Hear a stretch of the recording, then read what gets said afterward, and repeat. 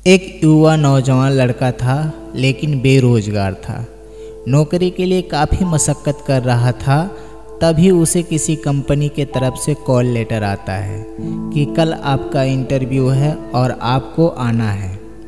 अब वो लड़का थोड़ा परेशान हो गया, क्योंकि जिस जगह उसको इंटरव्यू के लिए जाना था वह जगह उसके घर से तकरीबन 50 से 60 किलोमीटर की दूरी पर थी और वह एक बेहद गरीब परिवार से था, इसलिए उसके पास जाने के लिए भी पैसे नहीं थे। लेकिन उसको जाना तो था, नौकरी उसके लिए ज़रूरी थी। जैसे तैसे उसने 50 रुपयों का बंदोबस्त किया और घर से निकल पड़ा और वह चौराहे तक पहुंच गया। बेहद निराश हुआ, क्योंकि टिकट के पैसे भी उसके पास नहीं थे जितने होने चाहिए थे। तभी उसको पास में एक मंदिर दिखाई देता है और वह उस दिशा में चला जाता है। तभी उसकी नज़र एक भिखारी पर पड़ती है, लेकिन वह उसको नज़रअंदाज कर देता है। मगर भिखारी उसको परेशान देखकर पूछ ही लेता है कि आपको शायद कोई परेशानी है, मैं आपकी क्या मदद कर सकता हूँ।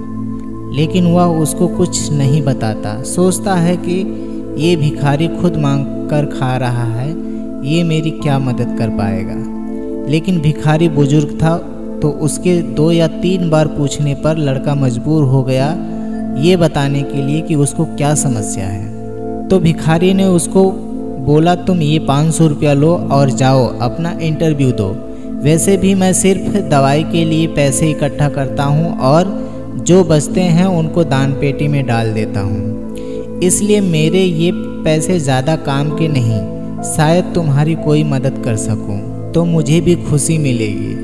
अब वो वहाँ से निकल गया और इंटरव्यू में सेलेक्ट होकर वो वापस भिखारी से मिलने आया या उसके पैसे लौटाने के लिए आया, तो वहाँ लोगों की भीड़ लगी हुई थी। उसने पास जाकर देखा तो वह भिखारी था।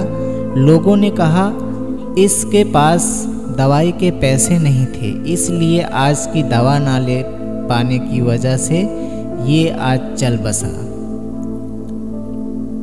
आपको क्या लगता है उस युवा के दिल की क्या हालत होगी?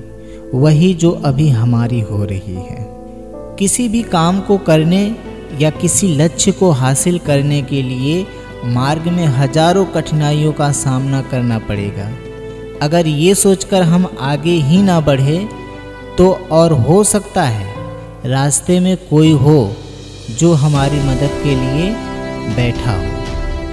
ईश्वर तो किसी भी रूप में हो सकता है। आगे बढ़ते रहो, लेकिन रुको मत।